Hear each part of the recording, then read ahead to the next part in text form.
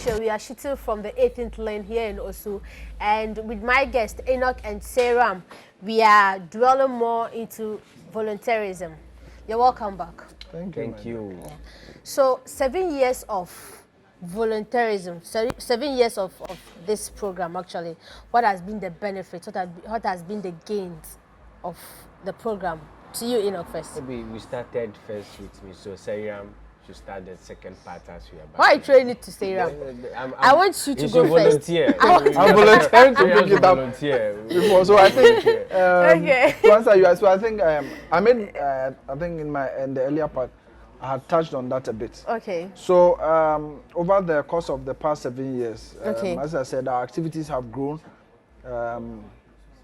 From the initial or the first year of 34 activities on the National Volunteers Day to over 70 plus every single year after that. Out of the National Volunteers Day, I mean, volunteers have gotten job opportunities.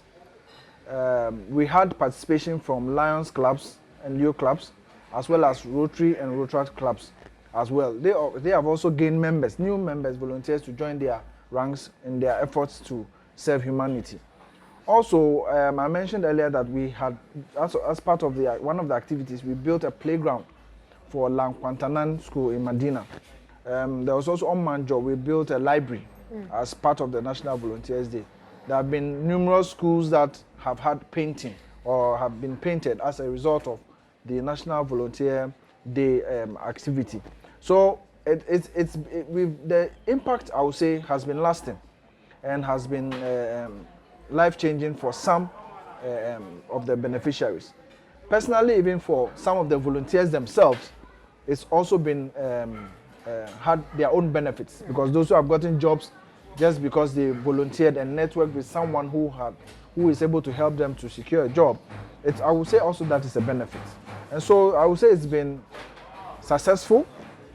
Of course, we can do more, but we believe that we've made some impact, some headway in getting more people to volunteer. Yeah. Okay. So, Enoch, as a Ghanaian, trying to build my career and develop myself, why should I focus on volunteering instead of looking for a job for myself? The simple answer to that question is, if you want a job, you volunteer first. So when you volunteer, you get the job. So if I write an application, I'm volunteering? Yes.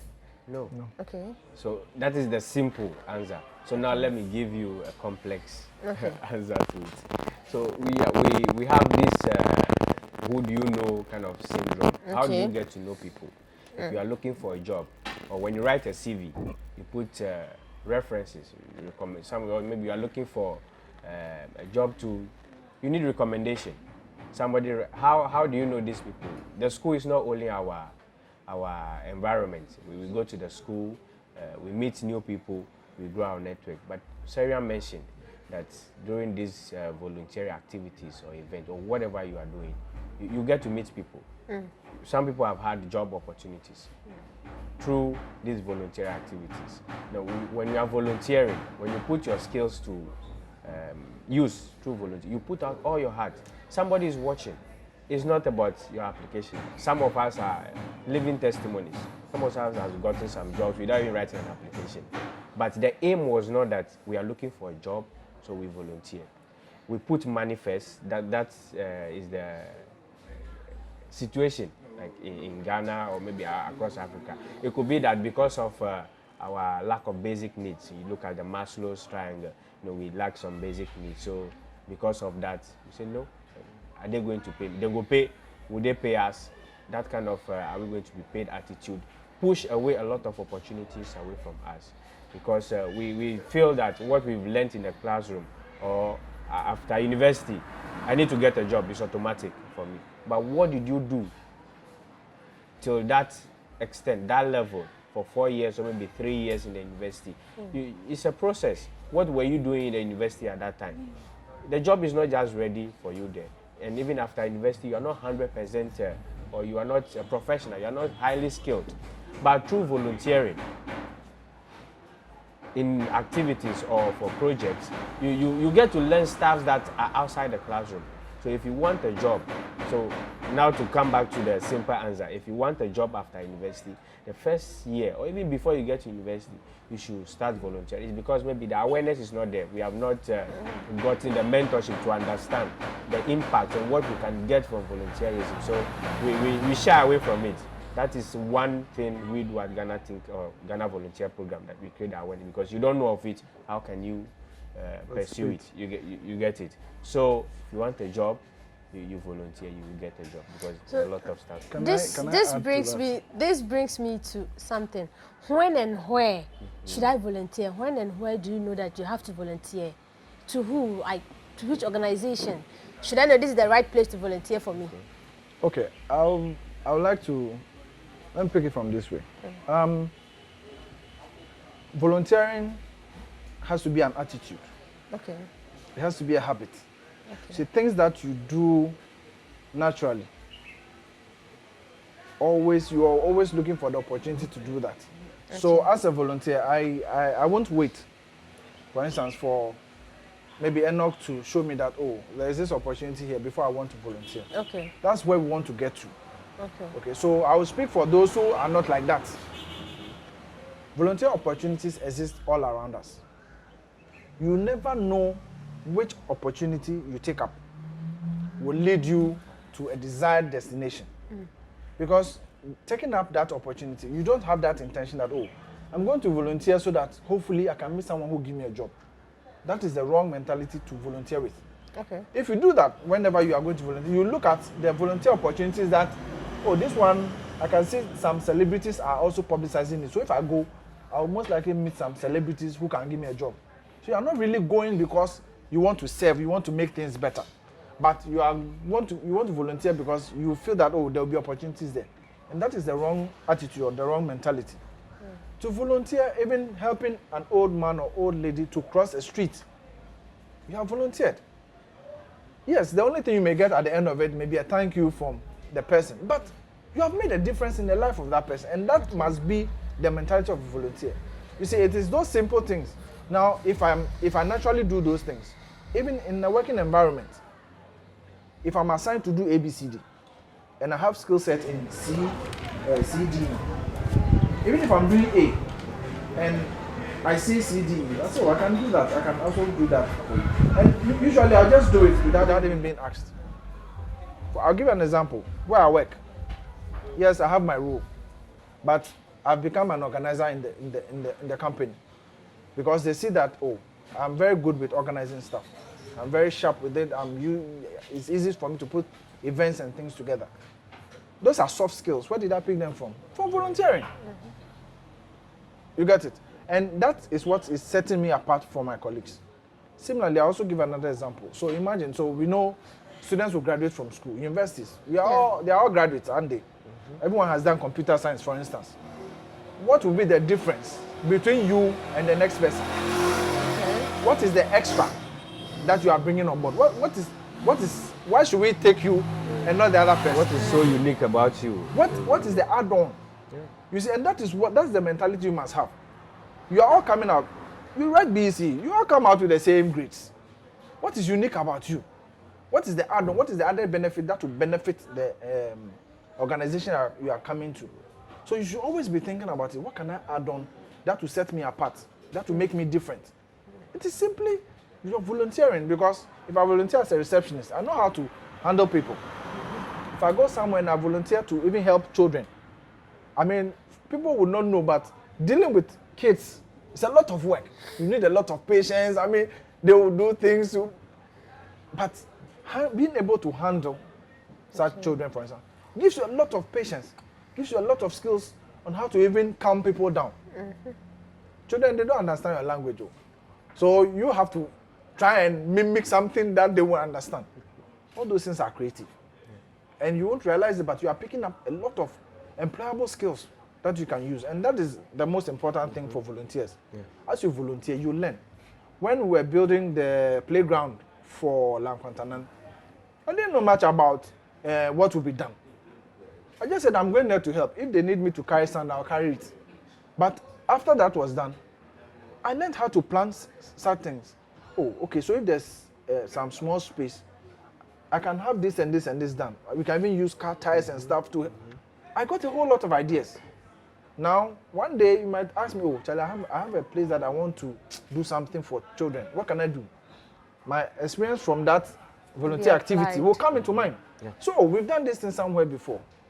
If you do ABC, you can add this. This one is less expensive. It's not like I'm an expert, but because of my volunteer experience, I have an advantage. You understand? And those are the things that you bring on board. It sets you apart easily. It sets you apart, and that is what volunteering should. I just want to quickly add something. Okay. Now we've so far spoken about volunteering. It seems like we are just talking about physical volunteering. And then, yes, that's true. That's true. This current situation of the world too, it set us apart in a way to talk about virtual or from a distance. Yes. Okay. You know, we both work as online lead. And it will be interesting for you to know that it's not a paid role. Okay. For the past 7 years that I joined the Ghana Volunteer Program, it's not a paid job. You don't expect salary. But it's just for the joy of doing it, because in the end, somebody gets to know about volunteering and the happiness spreads across. So I didn't know much about social media or online management then. But when the opportunity came, it's like, okay, I can do this. Yeah, let me do it. It has helped me to learn other new stuff. And I didn't know about graphic designing. You get it? So there are soft skills that volunteering push you to learn, and then there are skills that you already have that you could build upon through volunteering. So basically, is there any anything sort of like allowance or transportation paid off, or any government body that regulates what goes in for volunteers who come on board? No, I mean, to volunteer, definitely you are not expecting anything. So there is no framework that I know of where they say, okay, when people volunteer for you, give them at least maybe transport or something. No. There's nothing like that. Okay, so and the thing with volunteering is that you are doing it out of your own free will. So you even deciding to do it, at that point, you are just going to do it because you want to help. You want to make a difference. You know, not with any motive of getting something out of it physically or cash or something. No. So there's no framework that guides that. Because most of it, as I said, is just your own free will. So I don't know of any regulation that guides that. Initially, the previous question, I was going to give an example. I just forgot momentarily. So I'm in the Lions Club. Okay. The youth of the Lions Club is the Leo Club. Okay. I've been a Leo since 2000. And I had a friend. So we started off from the Leo Club in senior high school. So we completed senior high school. I went to the university. He also did a few courses. When I finished, I had a job. But at that time, he didn't have a job. I don't know if you have ever heard of Operation Smile. Operation Smile is an international organization, medical organization, and they perform medical missions in various countries treating cleft and palate. So they do surgery, free surgery for their beneficiaries. The first mission they did in Ghana, Lions were contracted to help them with everything from logistics to food, everything. When they started the mission, my friend and I was then going to work, but my friend was just home. So I encouraged him to join the mission, to go and volunteer and be part, and help out any way he could.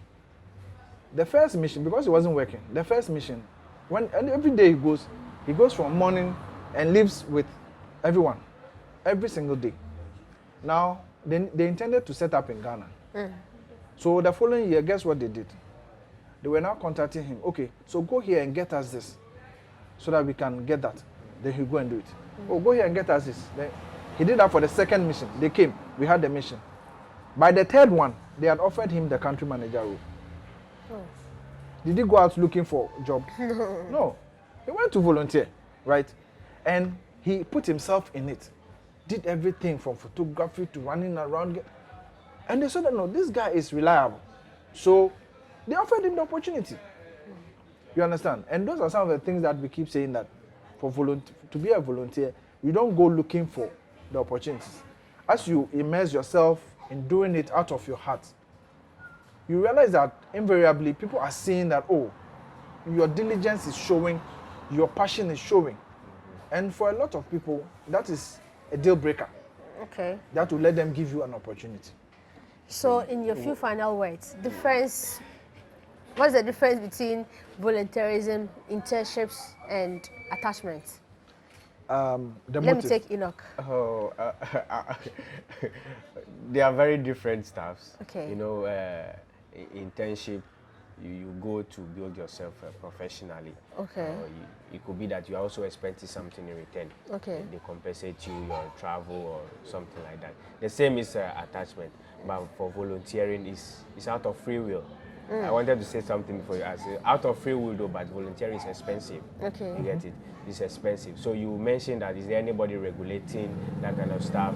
If you need volunteers. At Ghana Volunteer Program, we match volunteers, and then the institutions also request volunteers from us, because we have a volunteers database. When people finish activities, or people are looking for volunteer opportunities, just that they don't know where to find it. So we get these requests sometimes, and then we match them. But we have some requirements that if we are giving you volunteers, if we reach out to our volunteers and they accept to support or offer themselves, you should be able to meet these basic needs, because you don't expect a volunteer to pay their own transportation and then come to your event and then support you. So they also know this, and then they do this. So it's not like, but some you might not get that. Most volunteering opportunity, you don't get that.